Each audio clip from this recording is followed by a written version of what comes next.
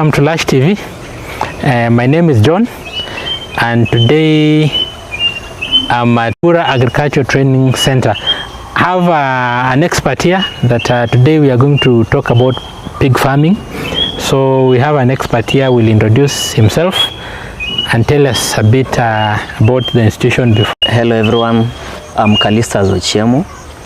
I work for Bukura Agricultural Training Center as a livestock officer. Yeah, thank you. So farmers come here for training. So kindly, can you tell us something about that? So for those who are interested probably to learn something about livestock. Yeah, so for Bukura ATC, actually we are supplementing with what our colleagues are doing in extension. So we train farmers, we train students, we impact them with practical skills. So apart from doing outreach program, we also welcome farmers. We usually have open days on every Wednesday where farmers come to this institution and learn various practical skills. We have various sections. We have the training section, which offers accommodation and training facilities, the classrooms, and also the catering services. Then we have the farm section, which is subdivided into two, where we have the livestock section and we have the crop section.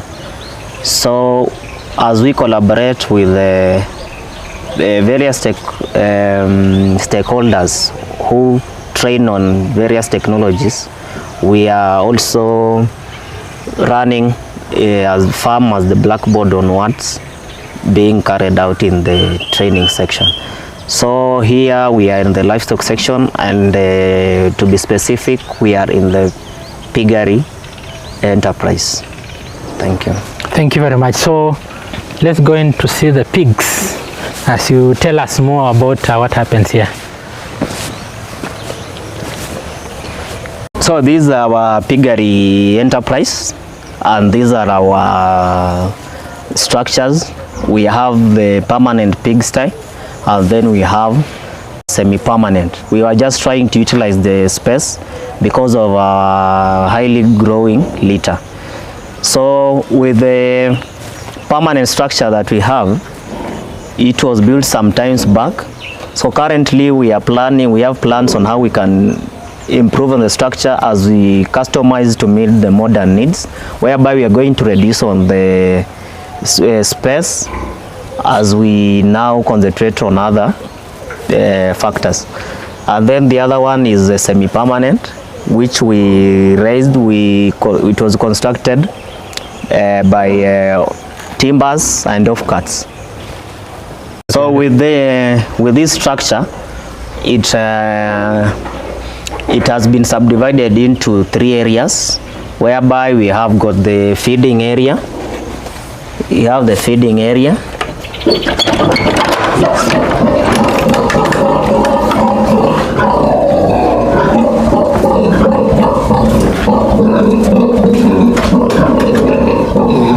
We have the feeding area where we have the water trough and the feed trough, where we usually give our feed clean water and then high quality feed.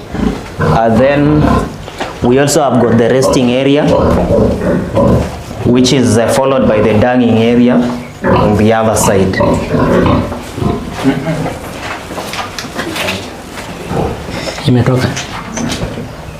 Yes. Then this is the danging area. Yeah, this is the danging area.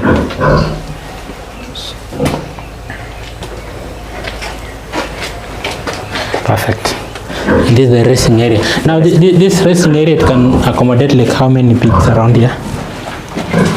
So depending with the stage, yes.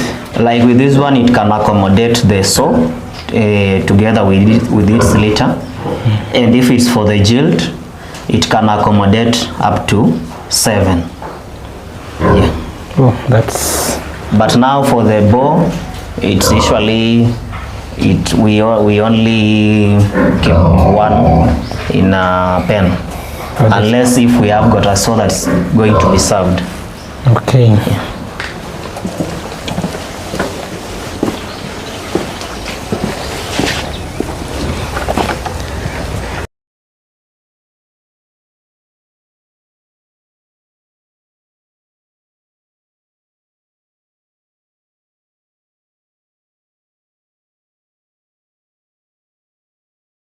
How many types of breeds do you keep here? So which breed exactly do you keep here? Okay, thank you. Yes. So within Bukura ATC, we have two pure breeds. That's a large white and landrace, and then we also have got a crossbreed for large white and Duroc. So for large white, yes, large white, it has got erect ears and a slightly dished face, and it has a large body, and it's very prolific, and it has got also a good mothering ability. And for landrace, it has got drooping ears and a straight snout, and it's a bit its body size is a bit small compared to large white, and it has also a good daily gain. Its feed conversion ratio, it has got a good feed conversion ratio. Yeah. Then the other one you then said we also have another breed now, the crossbreed for large white and Duroc. Duroc is dark brown in color, and it has got a very high growth rate. So the two attributes for large white and Duroc, they are now exhibited in the crossbreed that we have in our institution. So the large white, you said it's large. Yeah, it's very prolific. Very prolific. Then the landrace, you said it has good food conversion rate. Yes, daily gain rate. Good daily gain. So when you have the crossbreed, now you bring together all those attributes. Yeah. So so it means the crossbreed it's large. Crossbreed for large white and landrace in terms of size and yeah, weight. So in terms of size, yes, actually for large white and now the crossbreed for large white and Duroc, at least they are somehow matching. Yeah, because remember with Duroc, its growth rate is a bit high compared to large white. So when you have the crossbreed for the two, and for me and from the feedback we have also gotten from our farmers, they are trying to match in terms of growth rate. Okay, now thank you for that. And where do you get, what is the source for your stock? So for us, we have got three sources. We have we usually collaborate. We have got a stakeholders forum where we have brought many stakeholders on board. So from them we have those that have got reputable farms for pig breeding. So we source from them, and then we also select from our own stock those that have exhibited good ability, yes, in terms of serving and also good yields. And then we also do networking with our local farmers, those that buy from us or get from those that acquire breeds from us. We also follow up through the success stories. Through networking, we also get breeds from them. So you have a wide range of where you access from. Yeah. Oh, that's nice. Now you talked about the different breeds and their growth rate and their size and stuff. So probably if you could kindly share with us how long does it take from birth to maturity for all the breeds that you've talked about, approximately? So approximately, because for us we do our weaning at 2 months. So with 2 months is when we start now preparing the gills and the boss for that particular task. So with the good feeding, that's in terms of the quality and the quantity of the feed, gills are ready to be served at 8 months, 7 to 8 months. They are ready to be served, and then boss can also serve at as early as 6 months. Yeah, but that one is pegged on how you are feeding and also the level of management you are employing in your piggery. Now with your pigs here, how do you feed them? And what are the ratios that you give them, and where do you even get your feeds from? So for actually like any other economic enterprise, remember with the pig farming currently is very lucrative, not for this region only, but nationwide. So if for you to achieve that production goal, you have to factor in how you are going to feed and maintain your pigs, because remember 80% of the production cost goes to the feeds. Yes. So you have to, as a farmer, and as we also tell our farmers, you have to have a very good program, a feeding program, on which will help you realize your production goals. So for us here, we rely on the commercial feeds from what we get from agro dealers, and then we also supplement from our farm. Yeah, so for commercial feed, like any other livestock, pig will always feed 4% of its body weight. So that one you have to factor in. You have at least to be, as you are balancing the skin and the carcass, yes, you need to know its weight so that it can help you establish the quantity of the feed. And now for the piglets, when we are preparing them for weaning, we usually give them 1 kg per day. 1 kg per day. Yeah. So you said for the big ones, it's 4% of their weight. So body weight. If the body weight is 100 kgs, they eat 4 kgs. Yeah, 4 kgs. Oh, that's a good learning there.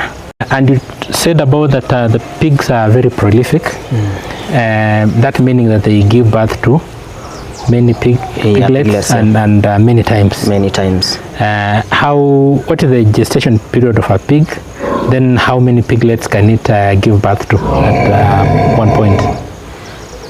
So the gestation period for pigs, it's usually 3 months, 3 weeks, and 3 days. That one is 1 plus 1 minus 1. And then with the prolific ratio, it depends with the breed also. Yes. And also how you are maintaining your pigs in terms of feeding. Yes.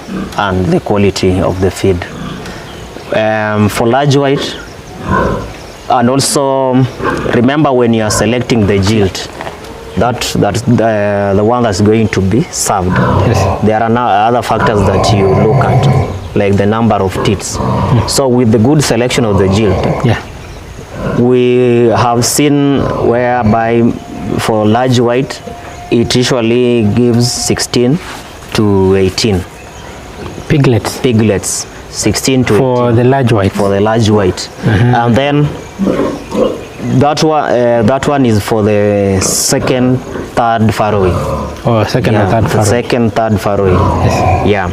And then for landrace, here we have seen cases of between 11 to 14.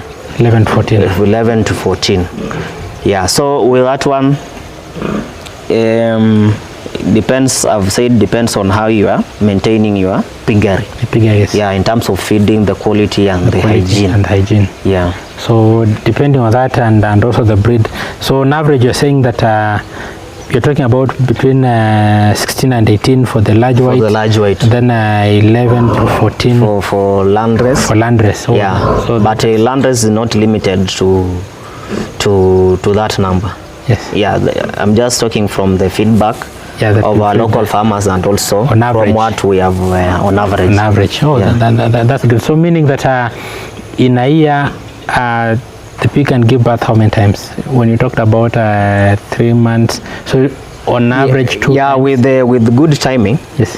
And if you are now also to, like, currently with the artificial insemination, yes, it's on the rise in pig farming. Yes. Yeah, so if you are to go that way with good timing, that's when your sow is on heat, you are able to depict that very fast. It can even farrow 3 times in a year. 3 times in a year. In a year, yeah. Because now for our farmers, due to poor timing, and then also we rely on the boer for service. Yeah. It only accommodates 2 farrows within a year. Which as a business person, if you are getting, let's say, 15 per farrowing and 2 times a year, so it means one sow will give you close to 30 pigs in a year. In a year, yeah. That's not bad. It's a good enterprise. Yeah, it's a very lucrative. It's a very lucrative enterprise. Yeah. On feeding, you said that you feed your pigs on both commercial and local feeds. Kindly, if you can tell us, how do you make up your local feeds for the farmers who cannot be able to access commercial feeds? So for the farmers who are unable to access the commercial feed, they can do their own farm feed formulation. And as they are doing feed formulation, yes, they have to ensure that they are meeting the total mixed ration, because most farmers, as you are supplementing, you need to understand the type of ingredient that you are supplementing your feed with. Like any other animal, you have to feed your pigs with a balanced diet. Yes. So if you are to supplement, you need to understand it's a source of protein, it's a source of energy and vitamins, so that as you're doing on-feed farm formulation, you are actually meeting balanced diet. Like if you are supplement with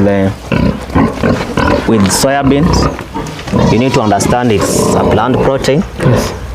Where you supplementing with fish meal, you need to understand is animal protein, and any other ingredient, energy. If you are getting in the whole maize germ, yeah. So as you are mixing all these raw materials, you have to ensure that you are meeting the requirements for the balanced diet. It's a balanced diet meal. Yeah. Well, thanks a lot. So we usually encourage our farmers to get assistance from their local veterinary officer, or alternatively the nearby livestock officer. Yeah. So farmers, you've heard that.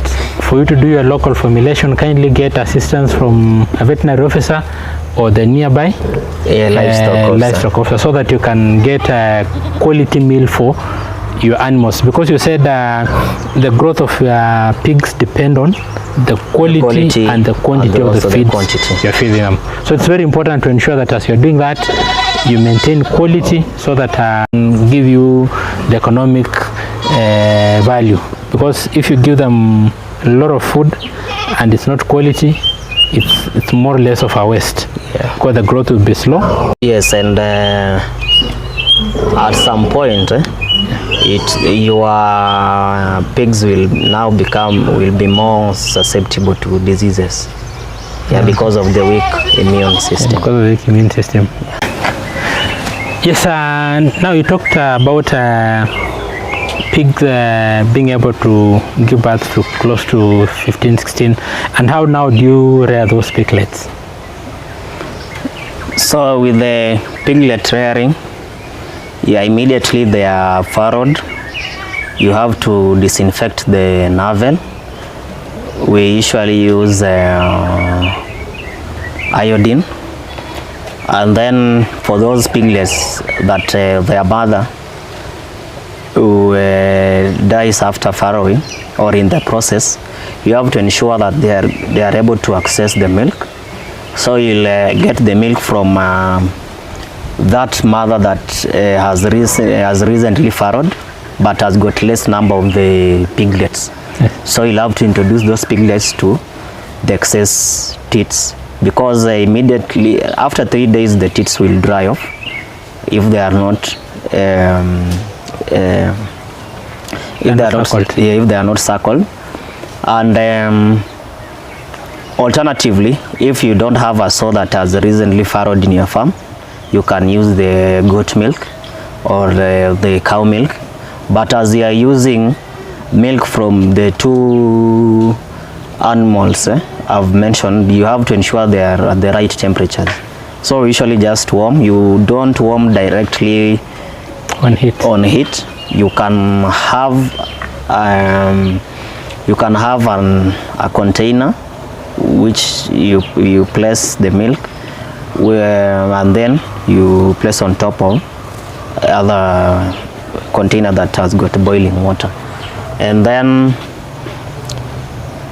as you are ensuring that the recently farrowed piglets, they are able to access milk within the first 6 hours.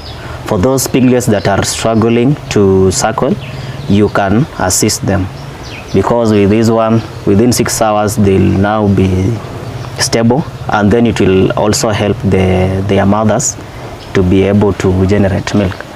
Then after between 2 to 3 days you have to do the iron injection. This is just to boost the iron in the body. And then at 4 weeks you have to do castration. That's for the male piglets. Between how many? That's between 3 to 4 weeks. 3 to 4 weeks. Yeah, and this is the period you'll be able to select those male piglets that you'll use now in future to serve your jilts. Then as you are doing you also need to do tooth clipping. This one will encourage the piglets or the mother now to enable them to suckle, because if you don't do the tooth clipping, it usually irritates the mother. So when the mother is irritated, it will now discourage the piglets from suckling, because it will each and every time it will be injured by the sharp teeth. The sharp teeth. Yeah. So tooth clipping is you cut off those the two carnassial teeth. Yeah. Okay. So that's very important that helps them to continue suckling. Yes. Then they suckle for how long? I hear some people say they suckle for 1 month, then they are weaned, others. What is? Yeah, so with the suckling, we have early weaning. Early weaning, we usually do it at 1 month. Yeah. And then for standard weaning, we do it at 2 months. So at 1 month, you can now start introducing the mash, so that they now have a smooth transition. So by the time you are weaning, or when you are fully moving to the mashed meal, they won't struggle in transitioning, because you introduce it at earlier stages. At earlier stages. Yeah. Then standard is 2 months. Yes. Oh, perfect. Yeah, but now for experienced farmers, they can do as early as 1 month. 1 month. That's good for our viewers. They have learned that. Experienced farmers, if you have the experience, you can do it at 1 month. if you don't give it 2 months, 2 then months. you start weaning them slowly so that they have a good transition. Yeah, And that will also help them to grow fast, I think. exactly. Thank you so much for the insights. I know our viewers and the farmers will benefit from it. Yeah, true. Thank you so much.